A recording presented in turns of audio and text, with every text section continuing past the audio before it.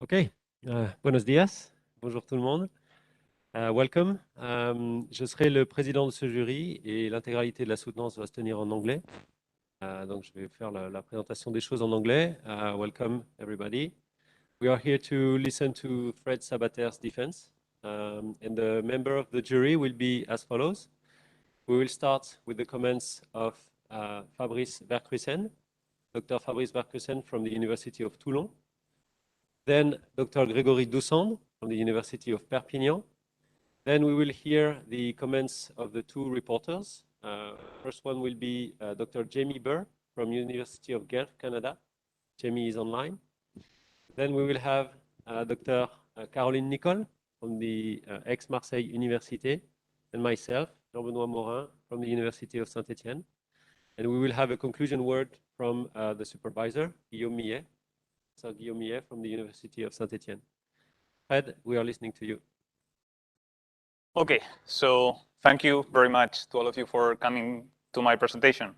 As JB said, I am Frederic Sabater Pastor, and I am here today to present the results of my thesis, which was entitled Performance Factors of Prolonged Running, with a particular focus on running economy and fatigue. And this thesis was done under the supervision of Professor Guillaume Millet. So this is what I will talk about today. I will start with an introduction in which I will talk about the model that we're using, endurance running, and especially trail running. And then in a second part, I will talk about performance factors in trail running, which will include the first two studies of my thesis. Then a third part on prolonged exercise and cost of locomotion, which will include another two studies. And then finally, it will be the general discussion and the perspectives. So starting with the first part in the introduction, we have to define the main exercise type that we're using, which was trail running. And what is trail running? So trail running, as it is defined by the International Trail Running Association, is a pedestrian competition which is completed in a natural environment. So in nature, the mountains, forest can be anywhere, but with road sections that are a total of less than 20% of the total distance of the race. In the last years, between 2015 to 2019, the ITRA reported an increase in participation, reaching more than 1 million participants in trail running races every year. And also this will be used at sometimes during the thesis. The ITRA divides the races in different categories according to kilometer effort. Kilometer effort taking into account both the horizontal distance that is run, but also the vertical distance that is climbed. And most of the results, most of the participants are in the races of the S and M category, that is between 45 to 114 kilometer effort. So I already talked a bit about the specificities of trail running, but the main thing that I want to talk about here is the characteristics of trail running when compared to road running, which has been much more extensively studied. So you can see here the profile of a road marathon. This is the New York City Marathon, which is one of the world marathon majors, the six most important marathons in the world, or at least the ones that give most money to the winners. And it's actually one of the hillier ones. So this is a typical trail marathon. It's the Marathon of Segama, and it has 2,700 meters of vertical gain and then loss. So this climbing and then descending will have specific consequences because the runners have to cover all of that vertical distance, which will have increased, for example, concentric demands during the uphill or eccentric demands during the downhills. These differences in the profiles of trail running races also affect how the races are run in terms of the distribution of the intensity. So with the same two races, this will be data from two people that finished fourth in the races. We see their heart rate data, and in a road marathon, it is relatively steady all the time, constant with a narrow band of heart rate, whereas in the trail marathon, the heart rate is much more stochastic, jumps much more up and down, and there's a wider band of heart rates. So basically, this means that there is more variability in the trail running races, which can be caused by either the differences in elevation gain or differences in the microterrain, maybe like small steps and and obstacles. So to talk about those, one other difference between the road and trail running races is the terrain in which they are run and the environment in which they are run. Things that go beyond just the elevation gain. So sometimes they are run on technical trails that are very rocky, so it's not just like running on a straight line, even to the point that sometimes it requires scrambling with the use of the hands. There are often obstacles, such as river crossings, parts in which you have to run through sand or really muddy terrain, and sometimes even snow when the races happen either in winter or in high altitude in the mountains. And then because of this, high altitude is another of the aspects that may be more relevant in trail running races compared to road running races. So because of all of these differences, the equipment that is used will be different. So in road running, it's usually runners, they have shoes, shorts, a t-shirt, or a singlet, and that's it. However, in road running, they carry much more stuff. You can see here, poles, a backpack. If you are wondering what is inside that backpack, these are pictures from mandatory equipment that the races require the athletes to run in several different races. So runners have to carry all of that and also know how to use it. Specifically for the shoes, for example, these are typical road running shoes, lightweight for racing, and these are typical trail running long distance shoes. So as you can see, huge differences in weight. And this is caused because the trail running shoes are more protected and also have better grip in the outsoles for the specific terrain. So because of all of these differences between the two disciplines, we wonder what are going to be the specific factors that will determine performance in trail running. Are they going to be the same as in road running, or will they be different? So we'll take a look at the research on that. But before that, we will look at the effect of the intensity in the trail running races. So this is well known. These are world records for men and women in road marathons. And what we see is that speed between the 800 meters and 24 hours, speed decreases as distance increases. Nothing new here. What we see is that this is the same in terms of trail running. There is a decrease in speed as distance increases. And we also see that whereas in the official road races, there are few things, this is the marathon, there are few races beyond the marathon. It is very common to have races beyond 5 hours in trail running. Therefore, longer races, they may lead us to, in general, lower intensities. And this might affect the determinants of performance. Looking at intensity more closely, if we use this model that actually we already showed this morning, so 3 different training zones or 3 different intensity zones divided by the first ventilatory threshold or lactate threshold, second ventilatory threshold or the lactate turn point, and then they would demarcate the different zones. So zone 1 would be up to the first one, zone 2 would be between the 2 thresholds, and zone 3 above the second threshold and up to VO2 max. So if we look at the previous research that has reported the data on heart rate distribution in different races, it shows this, that as the race distance category increases, there is a decrease in the time spent at high intensity in zone 3, and an increase in time spent at low intensity in zone 1. So maybe what happens is that if the race is run at a different intensity, the determinants of performance for each of these distance categories might be different. For example, in this race, you're spending more time close to VO2 max. Therefore, VO2 max, we could suspect it to be more important in the shorter races than the longer races. So when we look at the previous research on physiological determinants of performance, in road running, it is very clear. Like, there is a classical model that has been published and known for like now at least 30 years, if not more, probably more, in which VO2 max and the percentage of VO2 max at the lactate turn point give you the performance VO2 or the VO2 at the lactate turn point, depending on how they express it. And those things are combined with running economy, which in the end leads to performance. So basically, performance speed is very much dependent on this. Up to, like, some studies have shown 95% of these together predicts 95% of the variance in performance. However, in trail running, have all of these factors that we talked about previously. And a previous study done by Erstrom et al. Showed that using the classical model of performance, so VO2 max, the ventilatory threshold, and running economy on the flat explain only 48% of the variance in performance.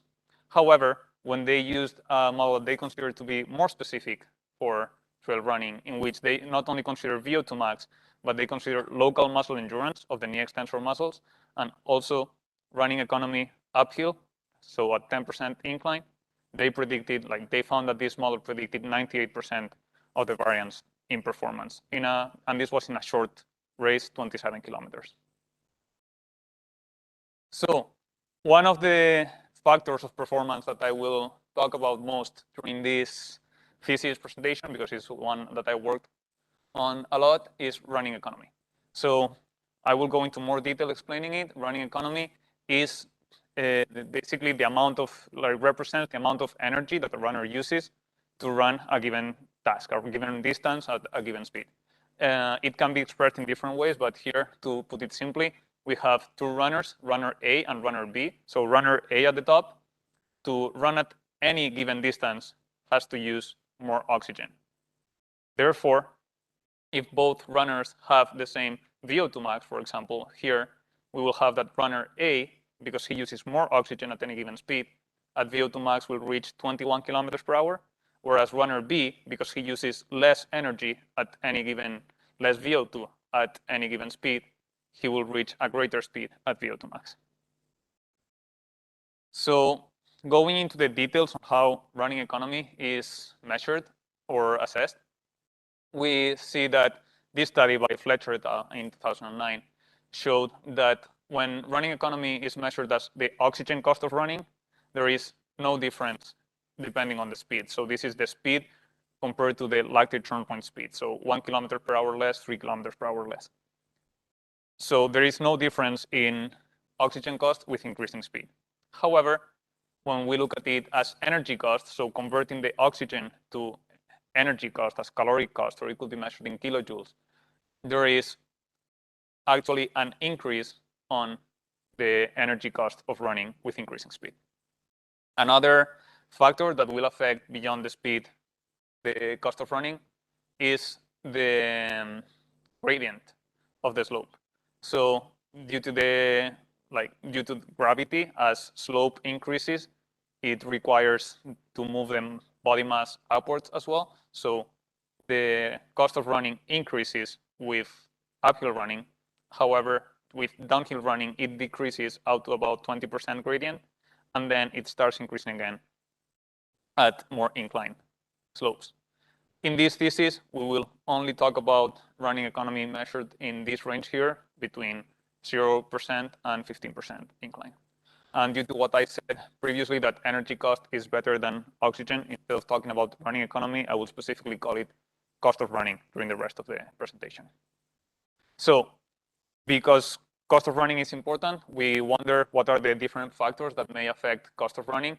And several factors have been proposed, like they may all be affected by genetics, and they may be related to metabolic efficiency, cardiorespiratory efficiency, training factors, biomechanical efficiency, and neuromuscular efficiency. And those might be related to each other to, in the end, give us what is the running economy or cost of running.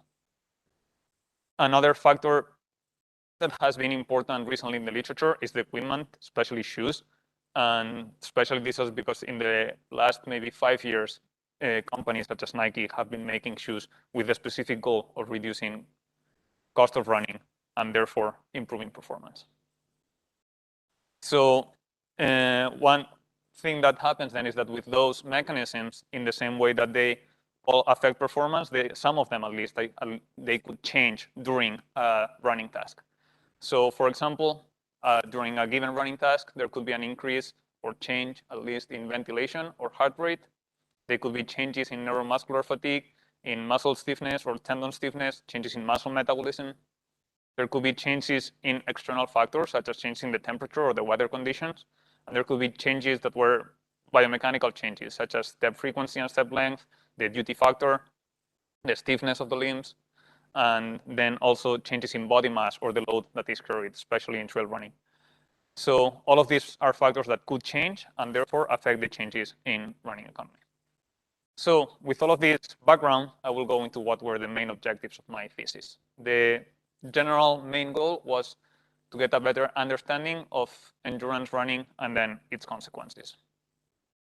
We used mostly trail running for this. So the first part focused on performance in trail running, which included 2 studies. The first one was performance factors in trail runners versus road elite runners.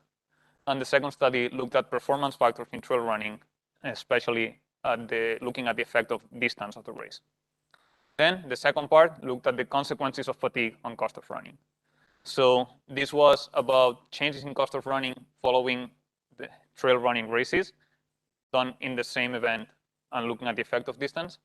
And then changes in cost of locomotion following endurance exercise and looking at exercise, at the effect of exercise modality. This is what I call it here, cost of locomotion, because we were comparing 2 different exercise modalities. So it was cost of running and cost of cycling. So we'll go into study 1, which is the one on performance factors in trail versus elite runners, versus road elite runners.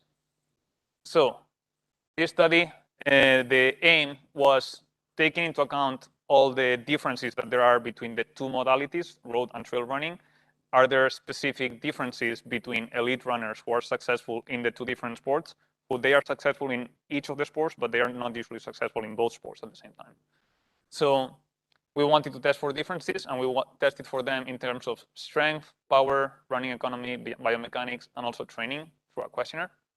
And we had the hypothesis that in terms of strength and power, trail runners would be more powerful. In terms of cost of running, that trail runners will have lower cost of running when running uphill, and then road runners will have lower cost of running when running on the flat.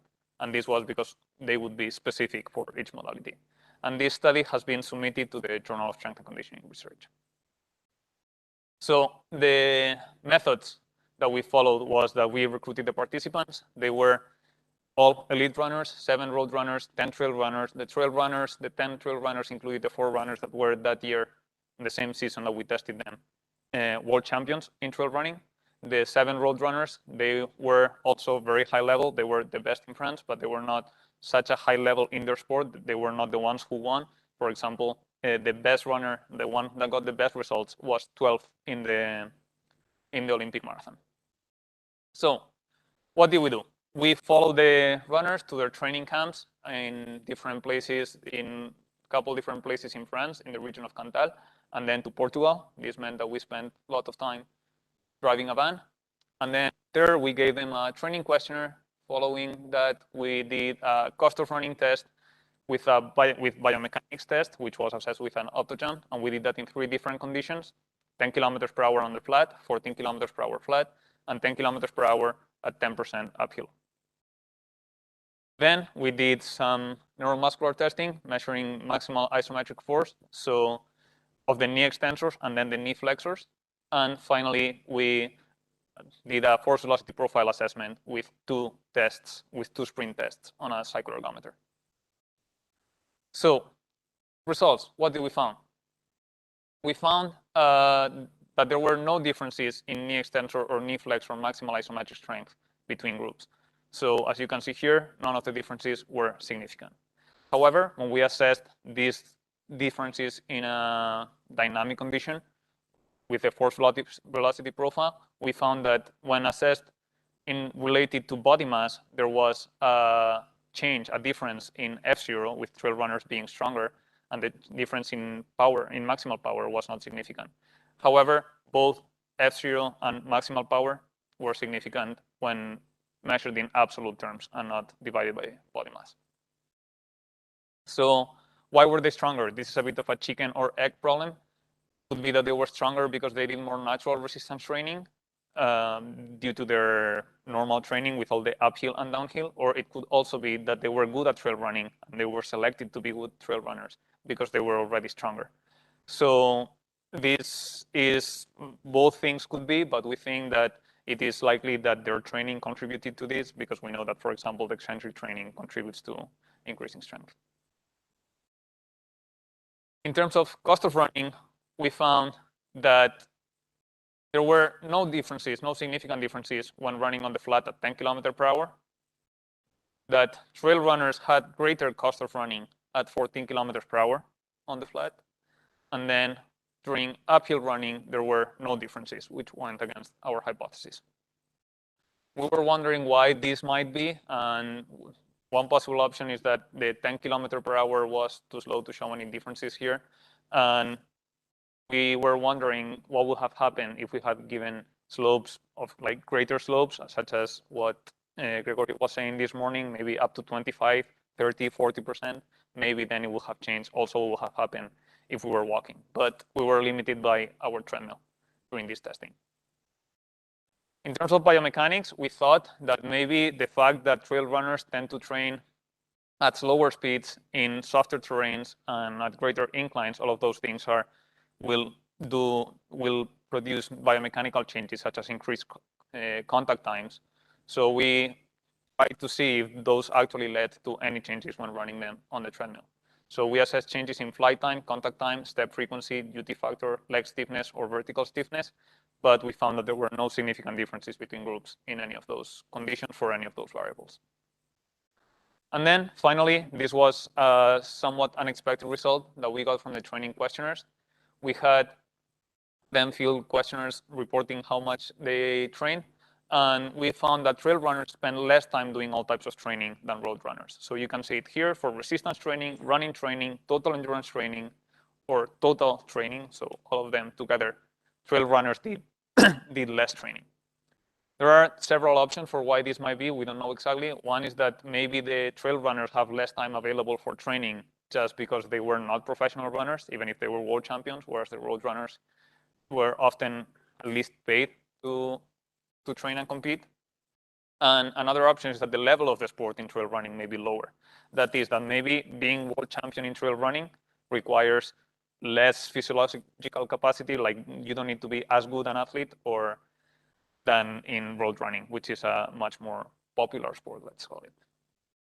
So in conclusion, from study 1, we found that comparing road to trail runners in terms of power and strength, trail runners had specific neuromuscular function or adaptations compared to road runners, which made them stronger.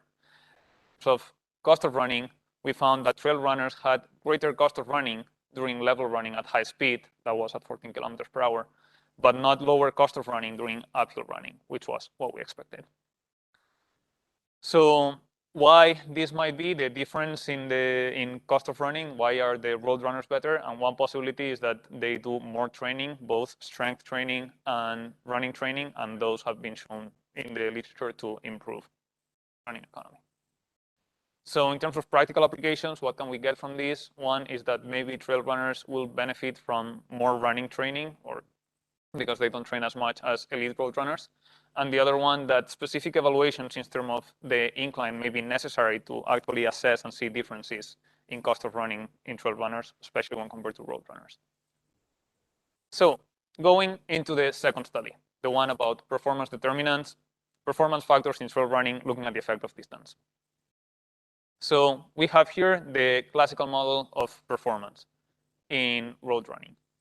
However, when we go, this was published by Guillaume in ultramarathon performance, but lots of trail running races go beyond the marathon distance, so it may apply. And there are many other factors that affect it. So we still find the same 3 factors here. So we have VO2 max, running and walking energy cost, and low intensity endurance, which would be the equivalent to this one. But there are many other factors that may affect performance, such as gastrointestinal disorders, muscle damage, equipment, psychological and motivational factors. Those still have an effect in shorter distances, but the effect might be much greater in ultramarathons. So there was a recent review by De Waal that reviewed 7 studies that in races of durations between 40 minutes and 12 hours. And they showed that the factors that affect performance are VO2 max and factors related to VO2 max. They are related to performance. They correlate with performance in most of the studies in which they have been assessed. Factors such as the lactate threshold, ventilatory threshold, whatever way they measured it, were also related to performance.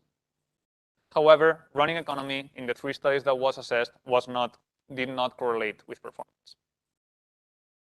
Then specific literature that has compared races of different distances in similar conditions is very scarce. As far as I know, there are 2 studies.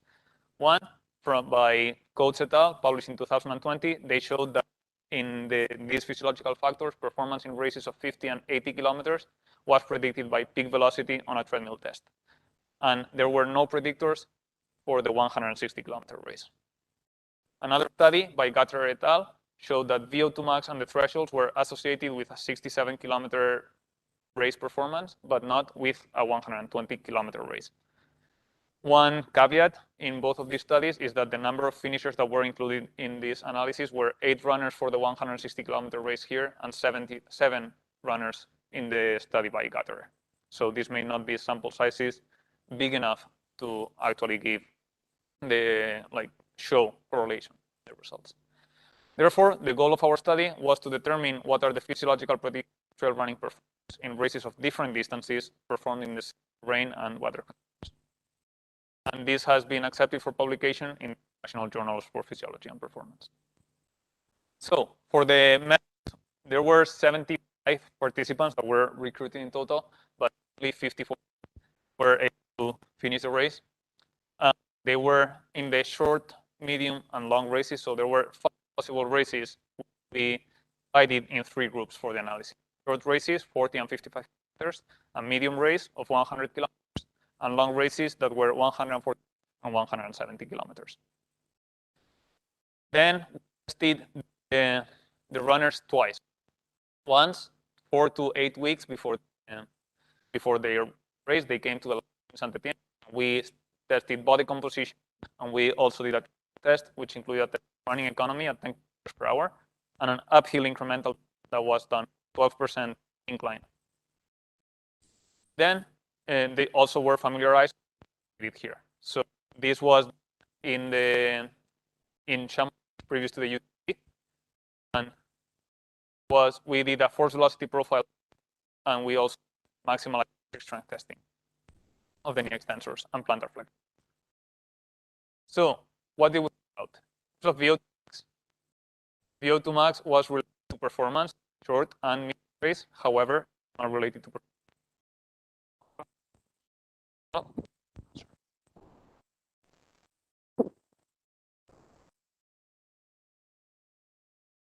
Is it better now? Okay.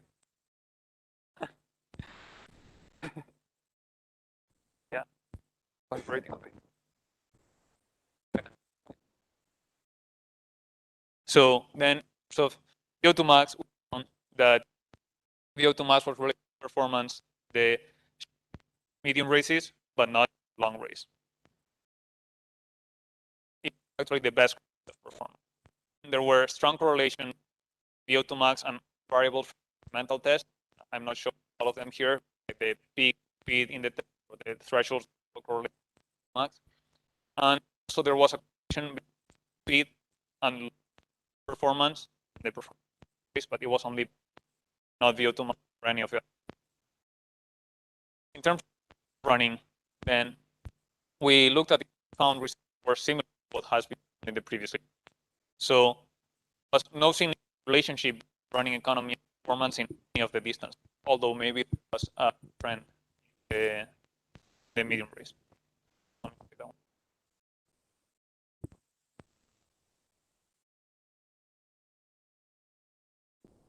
Well, sorry for the technical problem.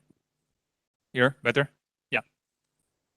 And then, so going back, I will repeat it, that we found no significant relationship between running economy and performance in any of the race distances.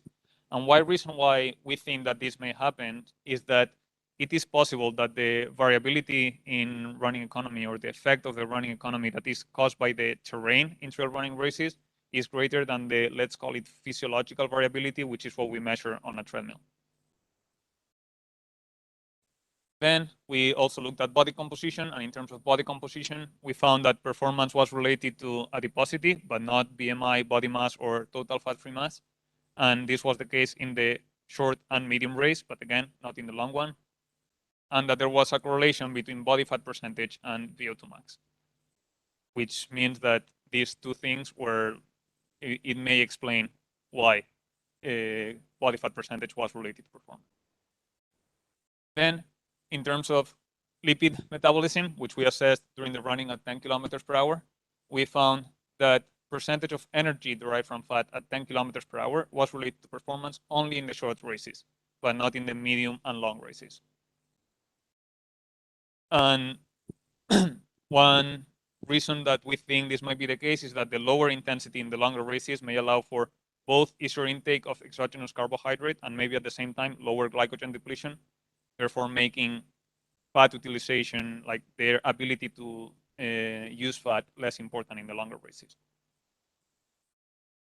And then finally, neuromuscular function that we measured at rest we found that there was a relationship between maximal isometric strength of the knee extensors and performance in the short and medium races, but not the long one.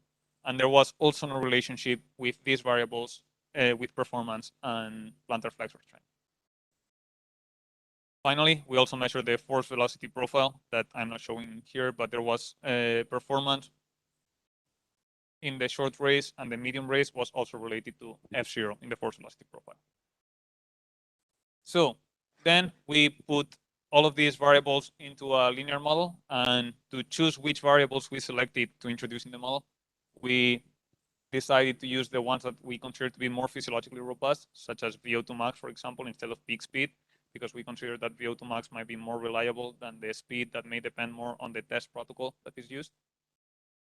And we found that for the short race, VO2 max and percentage of fat utilization at 10 kilometers per hour were the significant or like the predictors of performance, and they predicted about 82% of the variability in performance.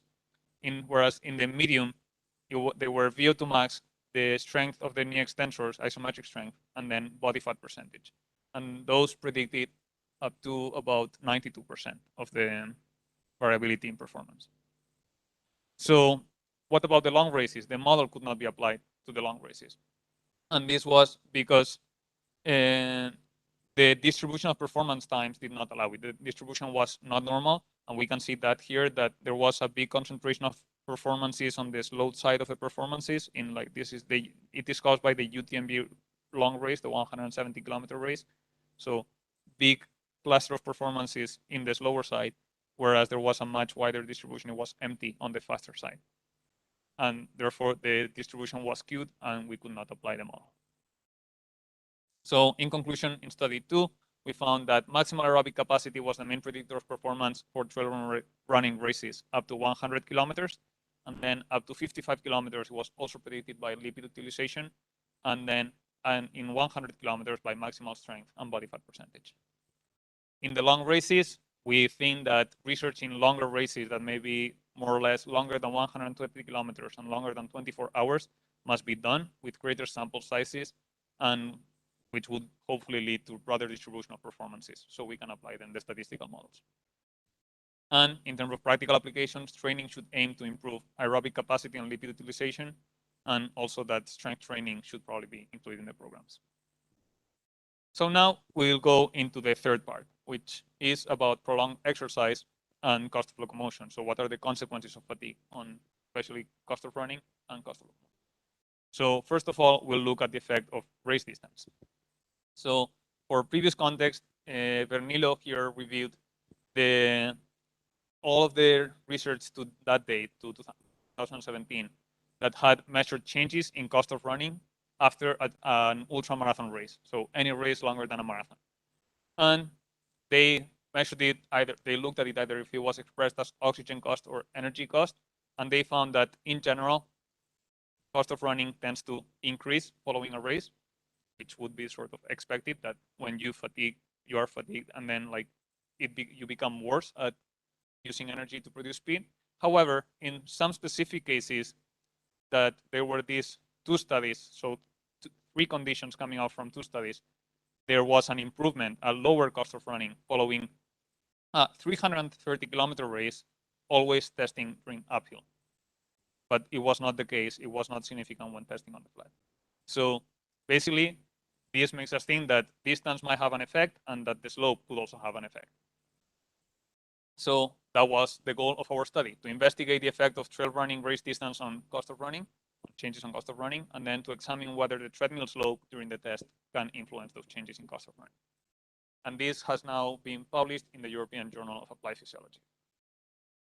So what we did, it was done during the same study as the previous one, study number 2. So of the finishers, of the 75 people that we recruited and about 54 that finished the race, there were 46 subjects who were able to complete the testing. Then we divided them, in this case, in only 2 groups, short races and long races, so up to 55 kilometers and 100 kilometers or more. And then this is the cost of running test that we did. So 24 to 48 hours before the race, they came, and then we measured cost of running for 2 periods of 4 minutes with 1 minute of rest in between at 0% incline, at 90% of the speed reached during the VO2 max test, which we must remember was at 12% incline, and then at 15% incline at 70% of the speed reached during the VO2 max test. And we repeated those measurements, and it was after they finished the race, the measurements were done about 2 hours post race. So in terms of results, you have them here as pre and post, and then flat and uphill cost of running. So you can see here that cost of running did increase after the short races, but not after the long. The changes were not significant here. And also that there was no effect of the, there was no significant effect in the ANOVA of the slope, so flat compared to uphill. One reason why we think that we might find this difference between short and long is that maybe the intensity of the race is more detrimental than the duration of the race. So we tried to see which could be the causes for this increase, which could be the mechanisms, but we found that changes in ventilation, in cost of breathing, in RER, or in blood lactate concentration would not explain any of the differences. But I will go into some detail on the changes in RER, the respiratory exchange ratio, because what we found was that in the short races, there was a significant decrease in RER, which was also significant in the long races, but it was greater, the decrease was greater in the short races compared to the long races. We think that this may be linked to glycogen depletion in the short races due to the greater intensity, and maybe this is the reason why fat utilization is more important, or was related to performance in the short races. So then when we looked at the effect of slope, there was no significant effect on the ANOVA, and we found that there was a strong correlation between cost of running measured on the flat versus the uphill, and also that there was a strong correlation in the changes of cost of running between the flat and the uphill. But when we look at it in more detail, we see that this correlation did not follow the line of identity, and that about, for example, a 15% increase in flat cost of running led to about half as much increase in uphill cost of running. So if this difference is twice as big, we are wondering if this could be related to the differences, to some of the specificities of level cost of running, such as more important of the stretch shortening cycle as compared to more important of the concentric strength that is used in the uphill cost of running, well, during uphill running. So in conclusion, well, but I must say that it was not significant, the difference between both of them when measured like this. However, when we're looking at it in terms of percentage change, there was a significant difference between the two conditions, flat versus uphill. So in conclusion, from study 3, following trail running races of different distances, cost of running increased after short races, but not after the long races. There was increased ventilation or cost of breathing and changes in substrate oxidation, but they did not explain the increase in cost of running. And the change in uphill cost of running was not significantly different than the change in flat cost. And that was mostly because changes in uphill cost of running were correlated with the changes in flat cost of running. So finally, the fourth study, changes in cost of locomotion following cycling exercise and running exercise. So we wanted to look at the effect of exercise modality. So for background, the cost of locomotion after cycling exercise between 20 and 120 minutes has been shown to increase previously in the literature. So here is an example that shows a decrease in gross efficiency as exercise goes on. The change in cost of locomotion after running has been shown between distances of 3 kilometers and longer than the marathon, as I previously showed. And then that greater intensities, and there's a greater increase in cost of locomotion at greater intensities and greater duration. So for greater efforts, same intensity but more duration means greater change in cost of locomotion. However, there have been no direct comparisons in the literature between running and cycling, two different modalities, with the same subjects and using the same relative intensity. So therefore, this was our goal, to compare the effect of two endurance exercise modalities, cycling and running, at match duration and intensity on changes of cost of locomotion. And we wanted to be very careful to how we chose the intensity to make sure it was the same. And also then to investigate if the changes in cost of locomotion were related to changes in other physiological variables, which may explain those changes in cost of locomotion. So for this, we recruited 17 male subjects that they were trained in running and cycling. They were either triathletes or runners who performed a lot of running training. There were 2 visits for the VO2 max test at the beginning, which were done to choose the intensity, which was 105% of the gas exchange threshold or the first ventilatory threshold. And then there were 2 visits for the 3-hour trials that they were like this. There were 3 hours of exercise, and we performed testing at the beginning, at the middle, or at the end. And at the end. And then we calculated cost of locomotion from the energy equivalent of oxygen and RER. So going back to this, to be clear, we did VO2 testing, and also we did maximal strength testing, like isometric testing with a force velocity profile at the beginning and also at the end of the 3 hours. So in terms of results, looking at just the maximal test, there were no differences in VO2 max between running and cycling, as you can see here. However, the gas exchange threshold was relatively lower in cycling as a percentage of VO2 max or as a percentage of the maximal power that they did. So this led to a lower power, lower intensity relative to VO2 max in the cycling trial. But I want to stress that it was the same metabolic power because we chose it specifically to have the same type of metabolic response, choosing it relative to the first threshold. So in terms of results, for cost of locomotion, we found that there was a time effect and a time times modality interaction for cost of running, which we expressed as metabolic power, showing that in cycling, there was an increase in cost of locomotion, but there was no significant increase in running. Then, when we express this divide by body mass, which we did because during running, you must carry your own body mass, and there was some dehydration that we measured the loss of body mass. There was also time effect and a time times modality interaction. This time for running, it was significant. There was a significant increase in cost of locomotion. However, the increase in cost of locomotion in cycling was still greater. One caveat here is that one possibility is that what might actually explain this, besides the fatigue caused by running or cycling, is that cycling testing, not fatiguing with cycling, but testing with cycling, may be more sensitive to changes in cost of locomotion than running testing. So then we looked at the other variables to see if they could explain why those changes were happening. And we saw that there was same effect, but no modality effect for RER, times and modality interaction for lipid oxidation rate, as you can see here, increased in cycling, but not in running. There was, it increased in both, but it was not different at any time point. There were modality and time effects, but no interaction for example, heart rate and ventilation. So they increased in a similar fashion, therefore not explaining the differences, which led us to this. There were no correlations between changes in any of those physiological variables and the measured changes in cost of locomotion. This left us wondering what could be the factors that explain these changes in cost of locomotion. So specifically in cycling, we looked at the effects of fatigue and cadence. So we found that there was a correlation between the change in cost of locomotion and the change in F0 after cycling, as you can see in the blue line, but not after running. That there was a correlation between the changes in cost of locomotion and the changes in cadence. Therefore, like greater changes in cadence, greater increases in cadence led to greater increase in cost of locomotion. And then as well, that there was a correlation between the changes in cadence and the changes in F0. So if F0 decreased, cadence tended to increase.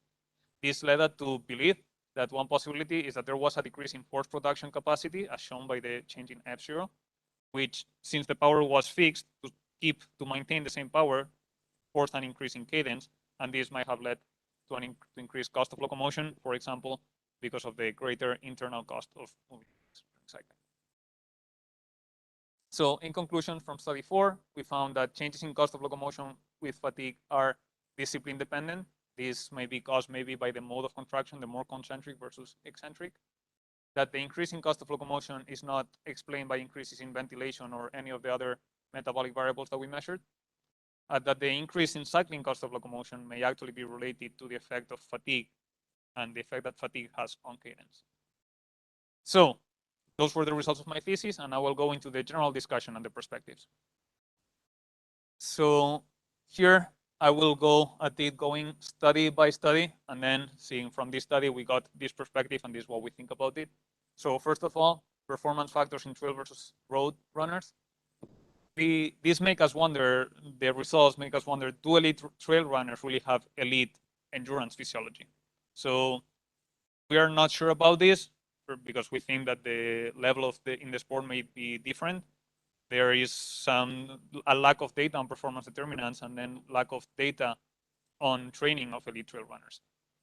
So this we have known since at least the 70s, but probably before, but these studies are from the 70s, that people who were record holders in the marathons, Olympic champions in the marathon, or very good track runners, we have known their values of VO2 max and cost of running. They have been published in the literature. This literature is still being published with either case studies or studies looking at different things, but with really elite runners. We keep getting data about elite road and track runners. However, in terms of trail running, there is basically virtually no data in the literature. There is only one case that has been reported, as far as I know, which is this runner, Jean-Monnet, arguably the best runner in the last decade in trail running. We know that he has a very high VO2 max, but we know nothing about his cost of running or his thresholds. There is some data on his training, but this is it. There is no more data on other runners or other elite trail runners.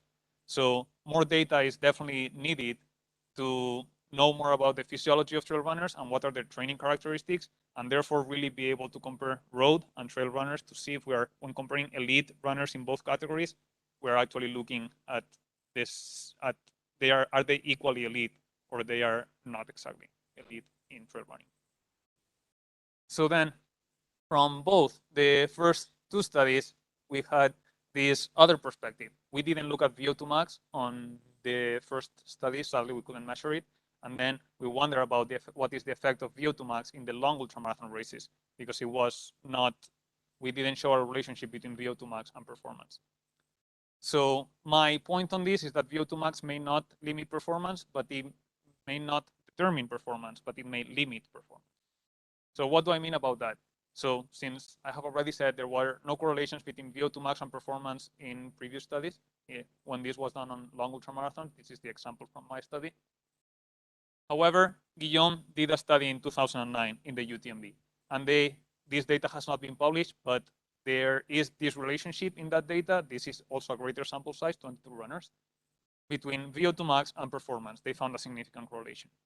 So what I did on this graph was draw an arbitrary line to express what I think about this, that if I take here this line that I draw arbitrarily represents the points, like the best performance that you can get, so lower performance is better compared to the winner, or each given VO2 max. So as we can see here, if you have a VO2 max of about 55, this would be the best performance that you could get. So my point here is that it does not determine performance, and it does not just say which is your performance, but it may limit it because you may not be able to run any faster than this unless you have a greater VO2 max.